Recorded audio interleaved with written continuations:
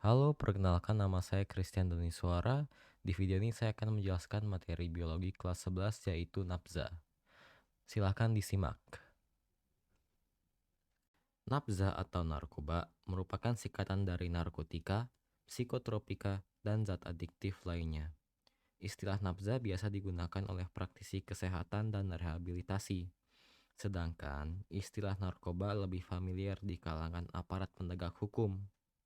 Nah, nafza itu merujuk pada zat-zat yang dapat menyebabkan ketergantungan dan berpotensi merusak kesehatan fisik dan mental penggunanya. Berdasarkan definisi nafza tadi, kita dapat mengklasifikasi nafza menjadi 3, yaitu narkotika, psikotropika, dan zat adiktif. Nah, kita pertama akan bahas yang narkotika dulu.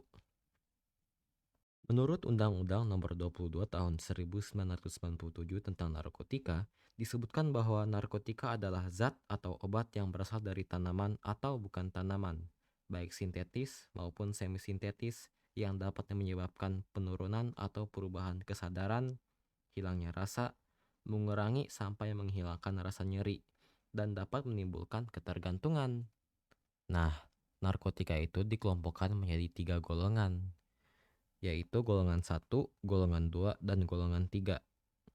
Narkotika golongan 1 adalah narkotika yang paling berbahaya dengan daya adiktif yang sangat tinggi, sehingga tidak boleh digunakan untuk terapi pengobatan, kecuali untuk penelitian dan pengembangan ilmu pengetahuan. Contohnya itu seperti ganja, heroin, opium, dan kokain. Narkotika golongan 2 memiliki daya adiktif kuat, tetapi bermanfaat untuk pengobatan. Penggunaan narkotika golongan 2 harus merupakan pilihan terakhir setelah segala cara sudah ditempuh dan tidak membuahkan hasil. Contoh senyawanya adalah betametadol dan petidin. Dan untuk narkotika golongan 3 itu adalah jenis narkotika yang memiliki potensi ketergantungan ringan dan dapat digunakan secara luas untuk terapi pengobatan. Misalnya itu metadon. Selanjutnya setelah narkotika, kita memiliki psikotropika. Psikotropika adalah zat atau obat, baik alamiah maupun sintetis, bukan narkotika yang berkhasiat psikoaktif melalui pengaruh selektif pada susunan saraf pusat yang menyebabkan perubahan khas pada aktivitas mental dan perilaku.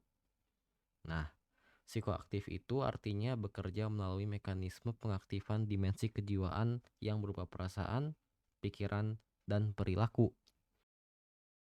Nah, untuk psikotropika itu juga dikelompokkan menjadi 4 golongan. Golongan 1, golongan 2, golongan 3, dan golongan 4. Nah, semakin tinggi golongannya itu, maksudnya dari 1 sampai 4, 4 itu lebih tinggi, itu daya adiktifnya lebih ringan. Sedangkan golongan 1 paling rendah itu daya adiktifnya sangat kuat. Bisa kita lihat contohnya golongan 1 yaitu ekstasi, golongan 2 amfetamin, golongan 3 buprenorfina, dan golongan 4 nitrazepam. Dan yang terakhir kita mempunyai zat adiktif. Bahan adiktif merupakan bahan bukan narkotika dan bukan psikotropika yang berpengaruh pada kerja otak dan dapat menimbulkan ketergantungan. Bahan adiktif bukan merupakan narkotika dan bukan psikotropika. Zat-zat yang termasuk bahan adiktif adalah rokok, alkohol, dan minuman lain yang dapat menghilangkan kesadaran serta menyebabkan ketergantungan. Nah, untuk zat adiktif ini lebih sering umum ditemukan di masyarakat ya, apalagi rokok. Nah, nafza itu dapat dibedakan menjadi 3 kelompok, yaitu depresan, stimulan, dan halusinogen. Pertama, untuk yang depresan itu cara kerjanya adalah memperlambat kerja sistem saraf sehingga dapat mengurangi aktivitas tubuh. Untuk mekanismenya itu dapat dilihat di video berikut. Salah satu contohnya nih ya, yaitu alkohol dalam jumlah yang banyak. Kalau alkohol lagi ada di tubuh kita nih, alkohol akan mendorong neurotransmitter yang namanya gamma aminobutyric acid atau GABA untuk terus berikatan dengan reseptornya di otak. Nah, saat ini terjadi, jalur ion klorida yang bermuatan negatif akan kebuka dan ion ini akan masuk ke dalam sel otak. Hasilnya, aktivitas otak akan menurun, dan ini bisa menekan rasa sakit, takut, bahkan gelisah. Makin banyak alkohol atau zat depresan lain yang dikonsumsi, kayak obat penenang atau obat tidur, maka GABA akan semakin lama berikatan dengan reseptornya. Ini artinya akan semakin banyak juga ion klorida negatif yang masuk ke sel otak. Apabila pemakaiannya dihentikan, otak bakal kehilangan keseimbangannya. Ini bikin tubuh gemeter, muncul rasa takut berlebihan, hingga pemakainya akan terus-menerus nagih untuk pakai zat depresan ini. Inilah yang dinamakan dari efek ketagihan.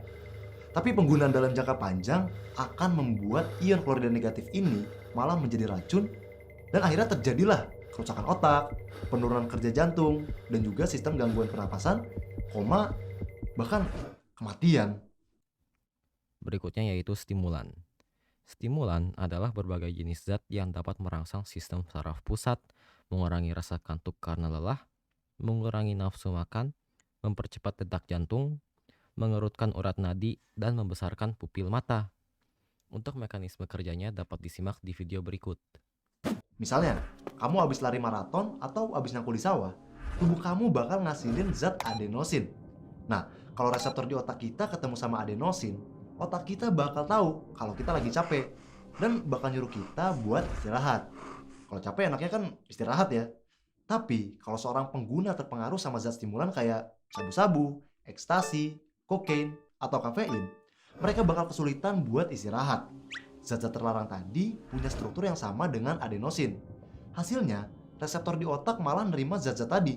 Jadinya, bukannya bakal ngerasa capek, malah tubuh penggunanya bakal ngerasa lebih berenergi dan happy banget.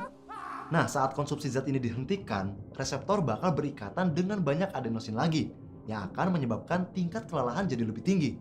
Saat itulah, para pengguna nafsa bakal ngerasa lebih banyak ngebutuhin zat stimulan ini. Jadinya, mereka malah jadi kecanduan. Lain lagi ceritanya, kalau zat stimulan masuk ke aliran darah, dia bakal ningkatin aliran darah sehingga jantung akan bekerja lebih cepat. Kebayangkan ya, kalau biasanya kalian lari 1 kilometer setiap hari, terus dinaikin levelnya jadi 10 kilometer per hari. Pasti bakal capek banget.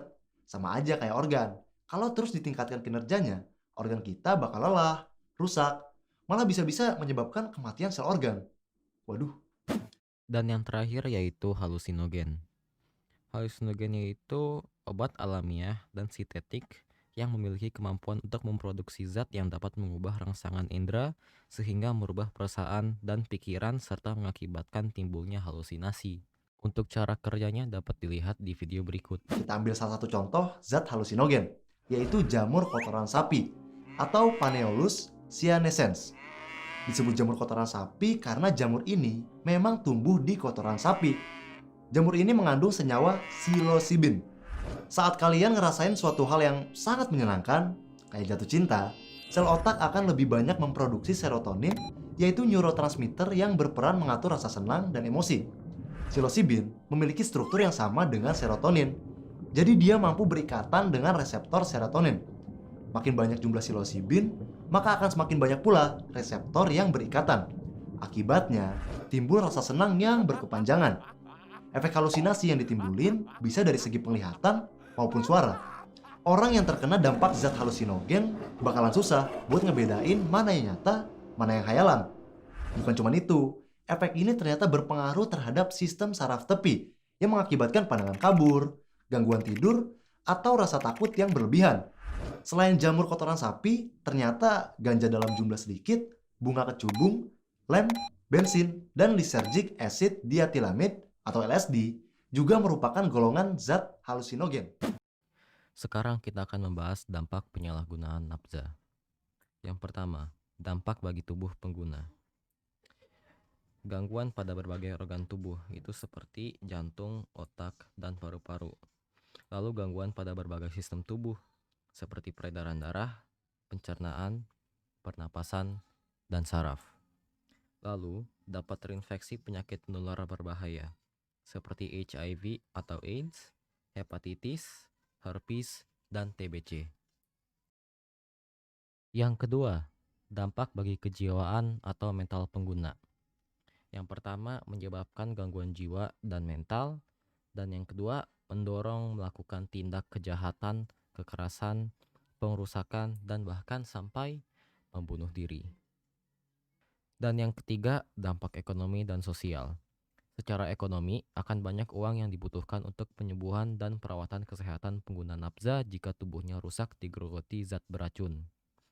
Lalu bisa terkucilkan dalam lingkungan keluarga, sekolah, dan masyarakat, dan juga tidak memiliki kesempatan untuk belajar, berkarya, dan menghadapi masa depan yang lebih baik. Dan yang terakhir, gejala-gejala untuk orang yang menggunakan atau menyalahgunakan nafza. Yang pertama yaitu terlihat murung, pandangan mata kosong, dan emosi naik turun.